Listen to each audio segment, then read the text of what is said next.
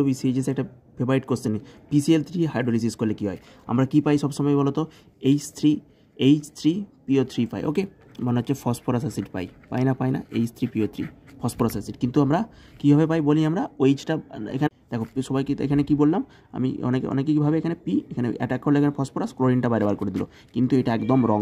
কেন রং? H3PO3 যে সবাই কীভাবে H3PO3 মানে কি তিনটে হাইড্রোজেন তিনটে অক্সিজেন, মানে ওইচ, এটা ট্রাইবেসিক, কিন্তু এটা ট্রাইবেসিক নয়, এটা ডাইবেসিক, এটা অলওয়েজ রং। কীভাবে যে এখানে ফসফরাস অ্যাটাক করলো ক্লোরিনটা বার করে দিল, এরকম করলে কেটে দিবে। আমাদের রাইট অ্যান্সার হচ্ছে আমাদের এইটা H3PO3।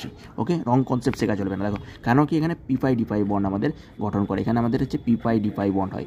ওকে, ব্যাক বন্ডিং দিয়ে এটা ব্যাখ্যা করা হয় P5D5 বন্ডিং। অন্তত তোমাদের এটা জেনে রাখা উচিত যে P ডবল বন্ড ও OH কেন P5D5 বন্ডিং, আরে বন্ডিংয়ের মাধ্যমে যদি যখন আমাদের যে P অরবিটাল এবং D অরবিটাল যদি দুজন তোমরা বন্ধু, তাদের হাত দুটো যদি এরকম করে একসাথে বেঁধে রাখো, তাহলে কি সবসময় মলিকুলটা স্টেবিলিটি হয়। ওই জন্য P ডবল বন্ড ও এর একটা বন্ডিকুলার স্টেবিলিটি আছে, যে পজিটিভ চার্জ নেগেটিভ চার্জকে কি স্ট্রং করে রাখে। তাহলে কি হয়, প্লাস এটা হচ্ছে P পজিটিভ প্লাস, এটা হচ্ছে এটা অক্সিজেন নেগেটিভ, তাহলে P5D5 বন্ডিংয়ের মাধ্যমে এ মোর স্টেবিলিটি অর্জন করে।